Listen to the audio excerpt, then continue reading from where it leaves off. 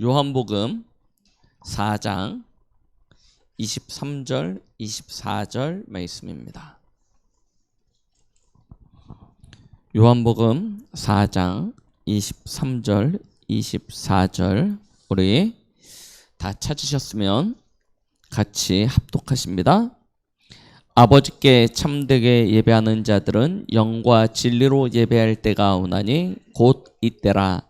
아버지께서는 자기에게 이렇게 예배하는 자들을 찾으시느니라. 하나님은 영이시니 예배하는 자가 영과 진리로 예배할지니라. 아멘. 오늘 말씀 제목 하나님 자녀의 마지막 여정입니다. 왜 마지막 여정일까요? 하나님 자녀의 마지막 여정. 요한복음 4장 23절로 24절 말씀을 본문으로 하는데 왜 마지막 여정이라고 하냐? 우리는 여기에 대한 분명한 또한 답을 가져야 될 것입니다. 하나님이 사람을 창조하신 창조의 목적이 있죠. 그리고 우리가 영원까지 누릴 수 있는 최고의 복된 것이 있습니다. 그것이 무엇이라고 생각하십니까? 바로 교회요, 예배입니다. 그런데 왜 마지막이라고 이야기하냐? 우리가 지난 시간을 통해서 보아왔던 우리 렘넌트의 7대 여정의 마지막이기 때문입니다. 제일 첫 번째 우리가 아주 오래된 이야기처럼 들리실 겁니다. 뭘 확인했냐면 성삼위 하나님에 대하여 우리가 성경을 통해서 확인했었습니다. 성부, 성자, 성령 대신 하나님에 대해서 우리가 확인을 했고요. 그리고 난 다음에 하나님의 목적이 있다고 그랬죠. 우리가 영적 서밋으로 선 것이었습니다.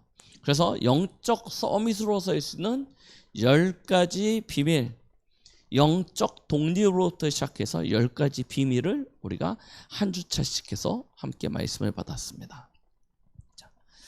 이와 같은 영적 서밋으로 서는 길에는 중요한 신앙의 발판이 10가지 있습니다. 그래서 하나님의 주권부터 시작해서 하나님의 상급까지 10가지 우리 또 발판을 하나하나 확인했었습니다. 이와 같이 신앙의 발판을 가지게 되어지면 우리는 중요한 확신 5가지를 가질 수 있게 되어지죠. 그래서 5가지 확신입니다.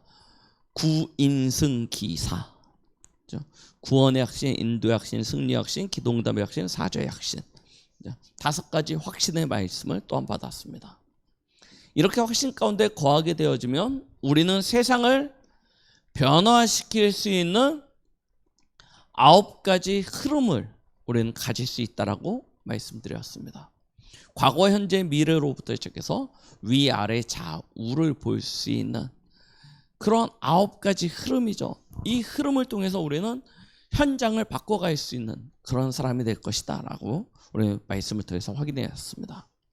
그리고 이런 전도자의 삶을 살 수 있는 우리가 62가지 중에 다 할 수가 없어서 62가지를 다 하기가 어려워서 우리 지난주에 20가지 전도 전략도 그냥 한꺼번에 딱 축약해가지고 5기초로만 그냥 말씀드리고 했는데요. 전도자의 삶을 살아갈 수 있는 그런 발판들, 이걸 우리가 또한 쭉 말씀을 통해서 확인했었습니다.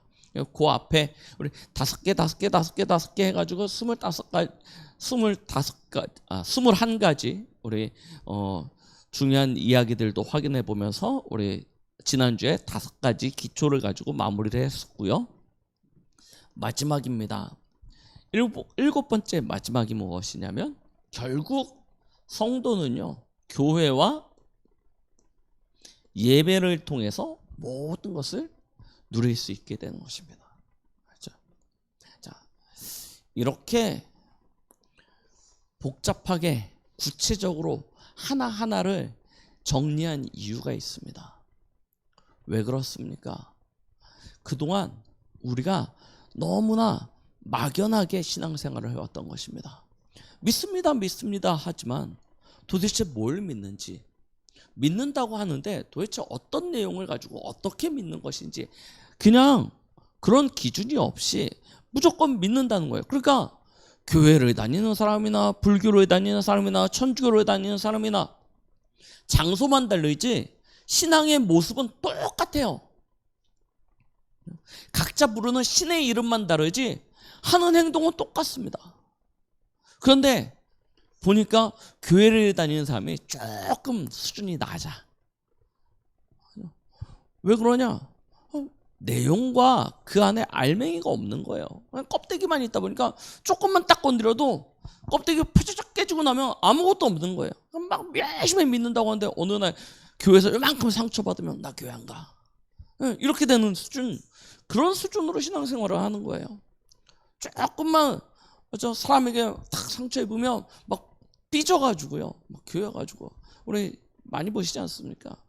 네가 내나 막 해가지고 막 싸우고 막 교회 안에서 막 그런 일들 많지 않습니까? 왜 그러냐? 정확한 내용이 없어요. 중요한 건 우리는 그렇게 믿어도 돼요, 사실. 뭐 어떻습니까? 여기 와가지고 뭐 쫙 외치든지 아니면 뭐 하든지 뭐 아니면 조용히 있든지 아무 상관없습니다. 그런데 그러는 사이에 현장은요 완전히 지금 어떻습니까? 그렇죠? 이번 주 계속 확인하셨죠?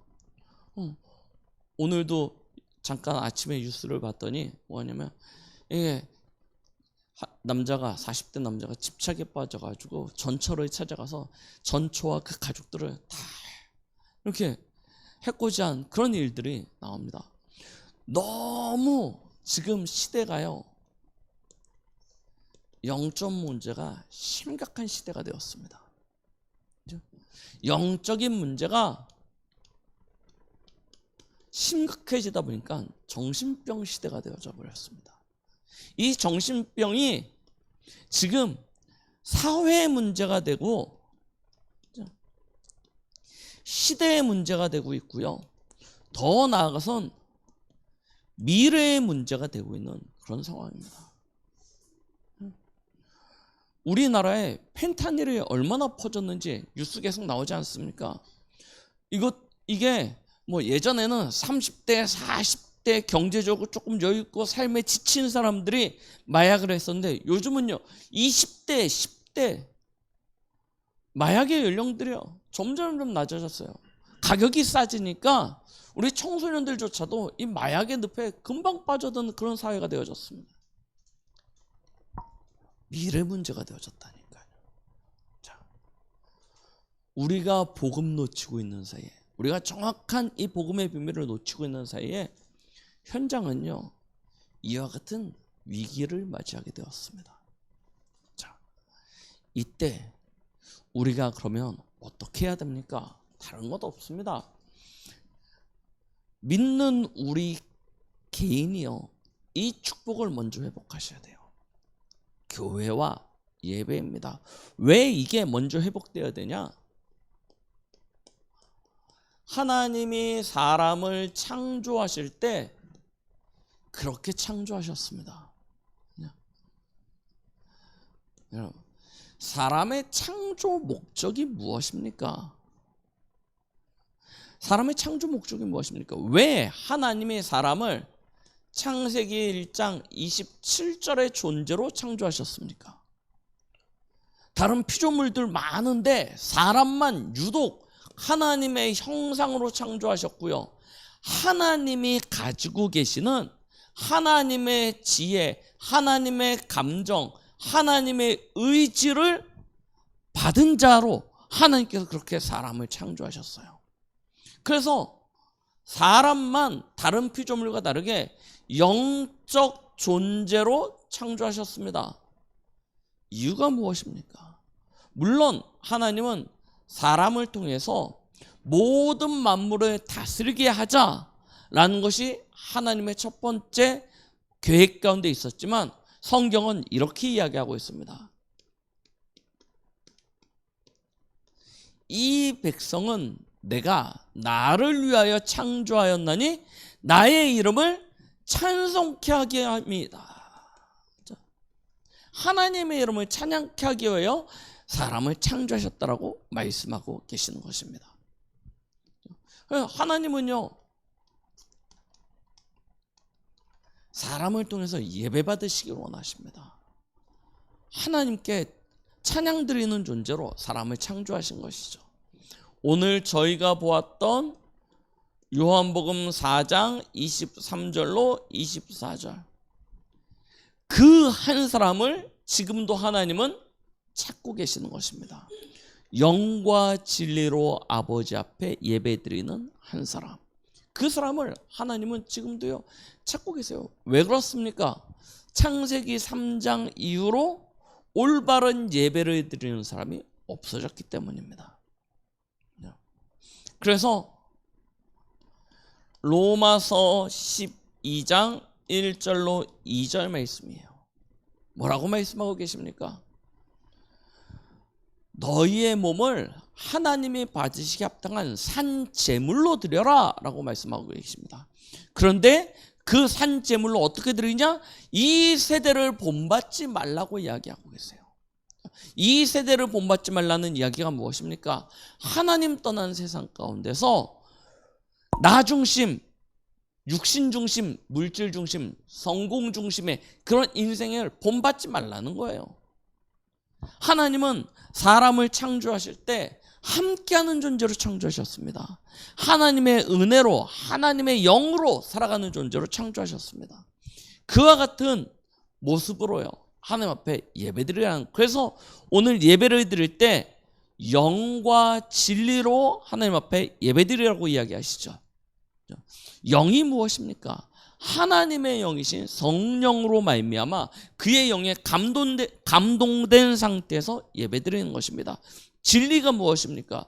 진리는 곧 그리스도에 관한 복음입니다. 예수 그리스도와 성령 안에서 우리가 예배드리길 하나님은 원하십니다. 그 예배를 하나님이 받으세요. 그 예배를 드리는 한 사람,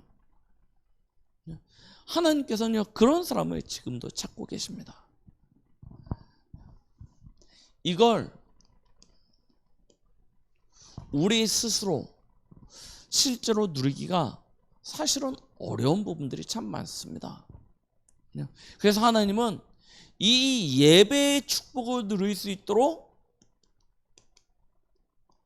교회를 허락하여 주셨죠. 가장 첫 번째 교회가 어디입니까? 창세기 2장 8절입니다. 하나님과 함께함을 누렸던 에덴입니다. 에덴에서 아담과 하와는 하나님 앞에 온전히 예배드리는 삶을 살았습니다. 예배의 형식이 어떤 형식이냐가 아니고요, 하나님과 함께하며 하나님 앞에 영광 돌리고 하나님을 찬양하는 삶이었다는 것이죠. 삶 전체가 예배였던 거예요.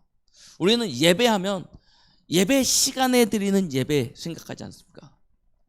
삶과 예배를 구분하죠. 삶은 그냥 살아가는, 세상에서 살아가는 나의 모습이고, 예배는 교회에 왔을 때 나의 모습이고, 구분하고 있는데요, 원래 아담과 하와가 창세기 2장에 에덴에서 드렸던 예배는 따로 어떤 예배의 모습을 들여서 우리 가정 예배 드리지 다 모여 해가지고 우리 찬양하자, 뭐 사도신경하자, 그런 예배가 아니었던 거예요. 24시 1년 365일 온전히 하나님과 함께하며 하나님을 찬양하고 하나님을 기쁘게 하는, 하나님의 창조의 목적에 딱 부합한 그런 삶. 그래서 사실은 가장 이상적인 예배의 모습이죠. 그런데 아담과 하와가 타락하였습니다. 그게 창세기 3장 1절로 6절입니다. 타락한 아담과 하와에게 찾아오신 하나님은 그들에게 구원의 길로 창세기 3장 15절 여자의 후손을 약속하시고 그 여자의 후손의 언약을 누릴 수 있는 방법으로 주신 것이 창세기 3장 21절에 바로 가죽옷을 지어 입히셨습니다. 피 흘리게 하신 것이죠. 그 피로 말미암아 죄를 사하여 주셨던 것입니다. 그래서 피 흘림이 없이는 죄 사함이 없다라고 말씀하시죠.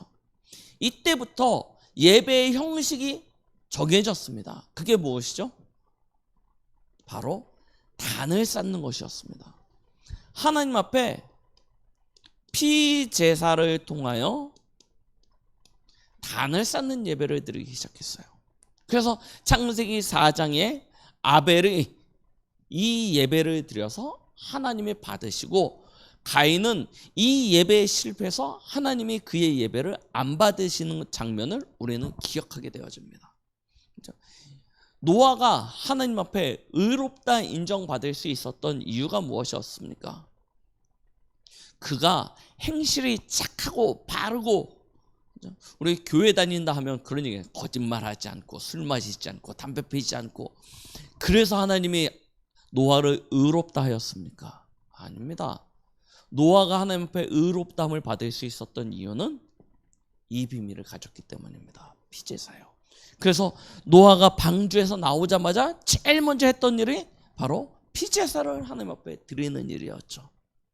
아브라함이 하나님의 축복을 받을 수 있었던 이유도 어디에 있었습니까? 피제사, 단을 쌓는 것에 성공하였기 때문입니다. 그렇죠? 예배가 가장 큰 축복입니다. 하나님의 모든 축복을 누릴 수 있는 통로가 무엇이냐? 바로 예배입니다. 하나님은 그 증거로 광야에서 모세에게 성막을 만들라고 하셨습니다. 성막이 완성되니까 그곳에 하나님이 임재하시고, 하나님의 임재하심을 보고 누리는 이스라엘 백성은 먹을 것, 마실 것, 어디로 가야 될지, 어떻게 싸워야 될지 하나도 고민하지 않았습니다. 하나님이 함께 하시니까요. 하나님이 그 이스라엘 백성의 모든 것을 책임져 주십니다. 그곳이 어디였냐? 성막이었습니다. 이 성막은 이제 이스라엘의 가나안을 정복하고 사울 왕, 다윗 왕이 세워지는 왕정 시대가 되어지면서 성전이 되어졌죠. 그래서 모든 예배가 어디서 이루어졌냐? 성막과 성전 중심으로 예배가 만들어졌습니다. 이때부터는 형식이 생기죠. 왜냐하면 성막과 성전에서 예배를 드리는 그런 장소가 생기고, 예배를 집례하는 제사장이 생기고, 예배를 드릴 수 있는 소제, 번제, 화목제, 속제제, 속건제, 이와 같은 제사의 제도가 생기다 보니까 예배의 형식이 생깁니다. 거기에 성가대가 쓰죠. 또 찬양이 생기고요.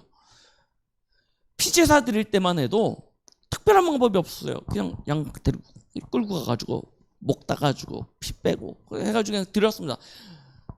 각자가 그냥 알아서 하나님 앞에 단을 쌓았던 거예요. 그런데 이때부터는 형식과 절차가 생깁니다. 그리고 그 형식과 절차에 맞지 않느냐는 예배는 하나님이 아예 안 받으세요. 그렇죠? 그런 모습이 생깁니다. 그러다가 성막과 성전의 실체 되시는 예수님이 이 땅에 오셔서 십자가에 피 흘려 죽으셔서 우리 인생의 모든 문제를 끝내버리셨습니다. 그동안 성막과 성전에서 제사를 지냈던 이유는 이것 때문이에요. 죄 문제입니다. 그것 때문에 피제사를 통하여 죄사함을 받고, 죄사함을 통해서 하나님 앞에 나아갈 수 있는 그런 축복을 누리고, 하나님 앞에 나아가서 하나님이 주시는 은혜와 모든 축복을 누렸죠. 그런데 예수님이 십자가에 단번에 피 흘리심의 그 제사는 더 이상 다른 제사를 요구하지 않게 되었습니다. 왜 그렇습니까? 예수님이 십자가에 못 박히실 때 성소와 지성소를 구분하였던 휘장이 위에서 아래로 갈라지면서 성소에서 지성소로 하나님 앞으로 나아갈 수 있는 길이 누구에게나 열리게 되어진 것입니다. 예수 그리스도를 믿고 죄 사함을 받은 사람은 모두 다 하나님 앞에 나아갈 수 있는 길이 열렸어요. 그래서 너희는 왕 같은 제사장이요 라고 말씀하시죠. 누구나 다 제사장적 권세를 가지고 하나님 앞에 나아갈 수 있게 되어졌습니다. 그때부터는요, 단순히 예배를 드리는 그 행위가 죄사함을 통해서 구원을 받고 하나님 만나기 위한 그것이 아니었습니다. 이때부터 예배에 대한 해석이 달라져요. 어떤 모습으로 되는 것입니까? 다시 에덴입니다. 예수 그리스도 믿었으니까요. 하나님 자녀 되었으니까요. 하나님과 함께하죠. 하나님과 함께하는 이 축복 속에서 하나님 앞에 그 구원에 대한 감사와 감격으로 예배드리는 것입니다. 하나님의 보좌에서 공급해 주시는 모든 신령한 복을 누리는 시간이 바로 예배가 되었습니다. 그리고 거기서 하나님이 주신 힘을 가지고 현장으로 나아가 현장을 다스리고 정복할 수 있는 축복을 가지게 되어지는 것이 바로 예배입니다. 그래서 이때부터 뭐가 없어집니까? 성막과 성전으로 나타나졌던 그런 예배의 장소가 없어지게 되어진 것입니다. 예루살렘 성전, 이런 성전이 이제 제사장 이제 없어지게 되어진 것입니다. 아직 못 버리고 있는 종교가 있죠. 거기가 어디입니까? 천주교입니다. 천주교는 아직도 이 그리스도의 이 십자가에 대한 완전함을 믿지 못하고 있습니다. 그래서 제사장을 가운데 두죠. 신부님입니다. 그래서 죄를 사함을 받으러 하나님 앞에 나갈 때 누구를 통해서 나가요? 신부에게 나아가서 고해성사를 통해서, 고해성사가 예배예요. 거기는 예배 가운데 포함이 되어집니다. 그래서 하나님 앞에 나아가게 되어졌어요. 그러니까 죄사함의 권세도 누구에게 있어요? 신부에게 있어요. 네 죄가 사해졌다 하면서 죄사함을 받는 거예요. 예수님도 아닌데. 아직 그리스도에 대한 완전성을 못 붙잡는 거예요. 그런데 우리는 다릅니다.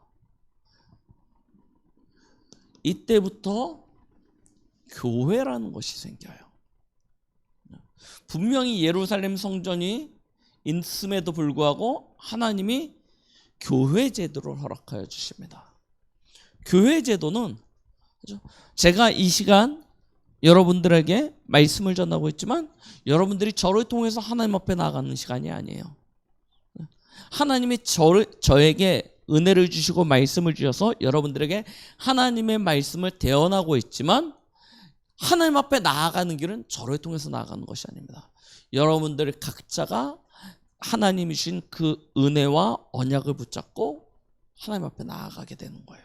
그래서 예배를 나왔다고 모두가 다 예배에 성공하냐, 교회에 왔다고 모두가 다 예배자로 성공하냐, 그렇지 않습니다.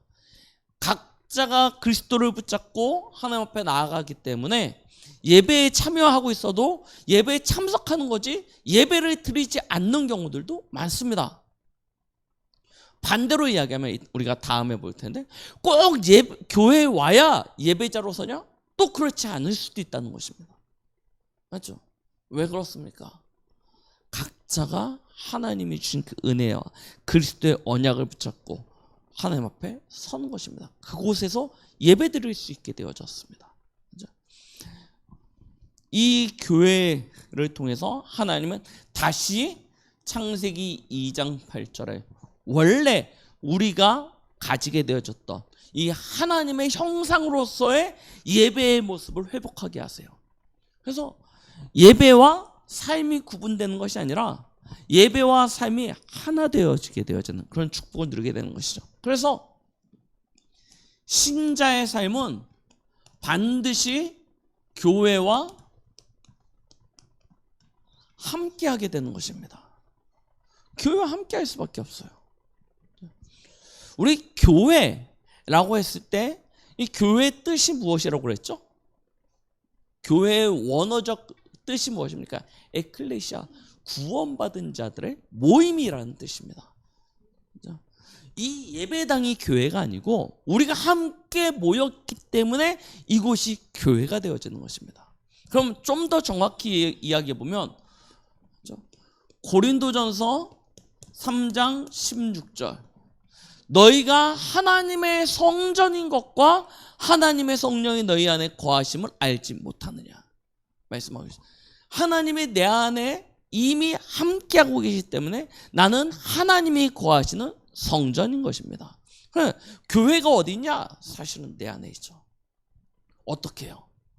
하나님이 나와 함께 하심으로.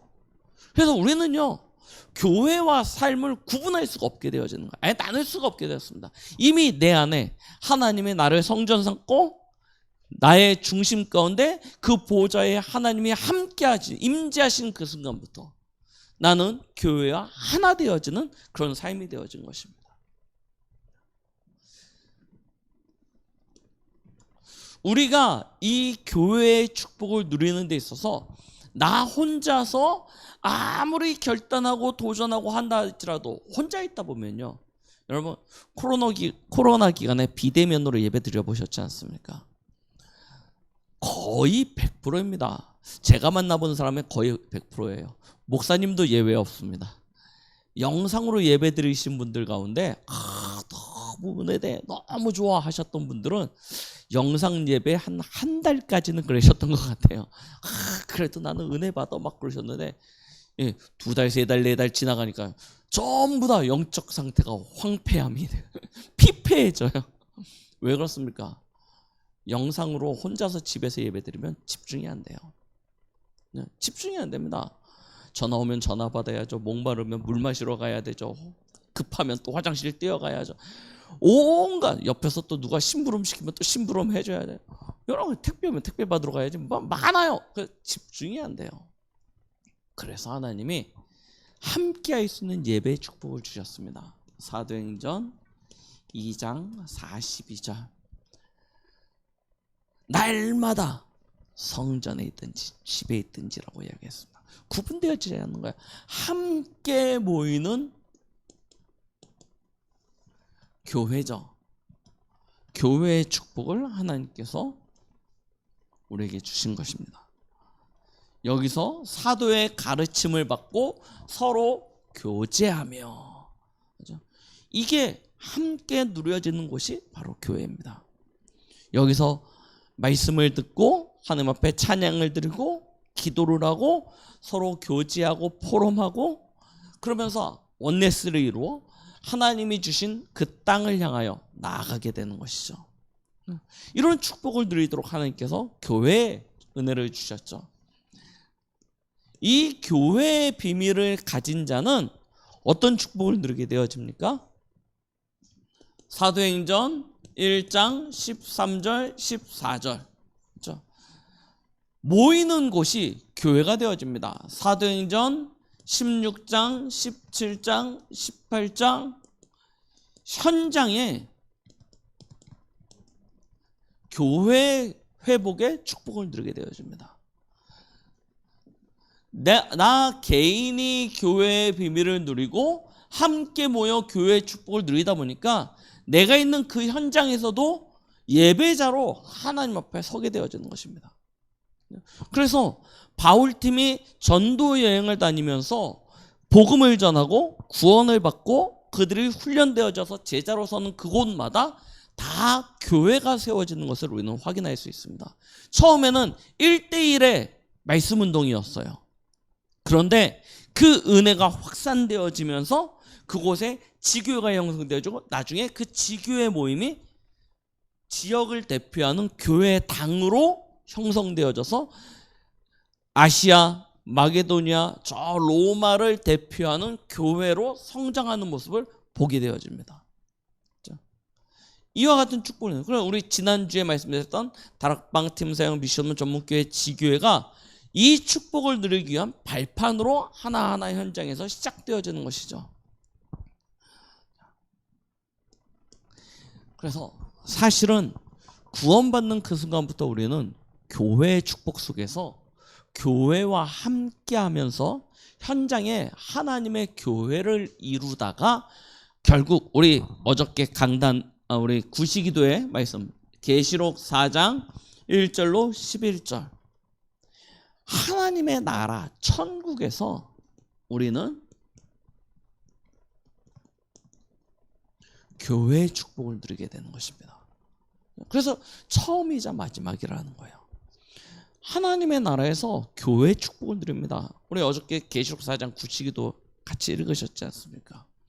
주의 보좌가 있고 거기에 하나님이 좌정하여 계시고 그 주위에 그룹들이 날아다니며 하나님을 찬미하고 그 보좌 주위에 장로들, 하나님의 구원받은 백성들이 모여서 또 하나님 앞에 찬양하고 거룩하다 거룩하다 하나님을 계속 찬양하는 그런 삶. 그 축복을 우리가 영원토록 또한 천국에서 누리게 되어지는 것입니다. 그렇죠? 교회입니다. 그렇죠? 우리의 모든 삶의 중심에는 교회가 함께 가게 되어지는 것입니다. 자, 그렇다면 서론을 제가 너무 길게 써가지고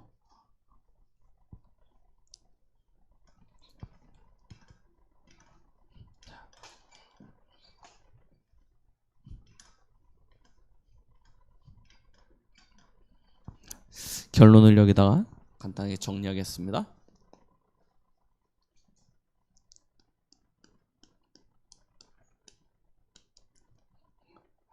그렇다면 우리가 제일 중요하게 회복해야 될 것이 무엇입니까? 결국 우리는 교회의 본질이죠. 예배 반드시 살리셔야 됩니다. 우리는 하나님 앞에 찬양하고 영광 돌리는 존재요. 특히 예배를 통해서 우리는 하나님의 말씀을 담게 되어집니다. 듣고 우리의 마음과 생각과 영혼 속에 하나님의 말씀을 담게 되어지죠. 우리의 삶은요, 보고 듣고 느끼는 그 모든 것이 우리도 모르게 각인되게 되어져 있습니다. 각인되어진 것을 가지고 이것이 뿌리 내려지고 결국 우리의 삶에 어떤 영향을 미치게 되는데요. 이번에 신림동 그 공원에서 일어났던 그 살인 사건 아시죠? 피의자가 결국 사망하게 되어졌는데요. 이미 계속 자기를 각인시킨 겁니다. 4개월 전부터 너클을 사고요. 미리 현장을 둘러보고요. 해가면서 각인되고 뿌리 내려졌던 것이 어느 날 어떤 계기와 시간이 딱 맞아떨어지면 그게 행동으로 결과로 나타나지게 되어져요. 그래서 우리가 무엇을 보고 무엇을 듣고 어떤 것들을 느끼고 있느냐는 굉장히 중요한 것입니다. 그렇죠? 우리는 하나님의 것입니다. 하나님의 것으로 각인 뿌리 체질돼야 돼요. 그래서 다른 것 말고요. 거짓된 세상의 말, 사람의 말에 속지 마시고요. 하나님이 주신 말씀을 가지고요. 말씀 속에서 나를 찾으세요. 말씀 속에서 나를 찾으세요. 세상은 여러분들을 굉장히 하찮은 보잘것없는 존재로 만들 것입니다. 그런데 하나님은 여러분들을 이 세상에서 가장 보배롭고 존귀한 자라 말씀하고 계십니다. 하나님의 자녀입니다. 이것으로 나를 딱 무장시켜요. 나는 하나님의 자녀요, 렘넌트요. 나는 시대살릴 전도자다. 이걸 가지고 나를 딱 각인시키시는 거예요. 그리고 하나님의 말씀 속에서 주어진 나의 것 찾으세요. 나의 것이 무엇입니까? 하나님의 보좌의 것입니다. 하나님의 나라의 것입니다. 이걸요, 나의 것으로 계속 뿌리내리세요. 기도 속에서 내 것을 찾아서 뿌리내리세요. 그리고 무엇입니까? 나의 현장입니다. 이거 찾아 누리세요. 하나님이 나를 왜 그곳에 보내셨습니까? 하나님이 나를 왜 그 현장에 이 일을 하게끔 하십니까? 그 속에 하나님의 뜻과 영원한 계획이 있습니다. 말씀 속에서 이걸요 계속 찾아서 내 것으로 각인 뿌리 체질하는 것입니다. 그리고 뭐 하시면 되냐? 하나님의 나라, 이 보좌 실제로 여러분들 누리시기 바랍니다. 우리가 죽고 난 이후에 하나님의 나라에 들어가는 게 맞지만 사실은 하나님의 나라는 이미 우리에게 임재되어져 있습니다. 우리 지난주 2부 예배 말씀, 진짜 보좌를 누리는 제단 회복하시기 바랍니다.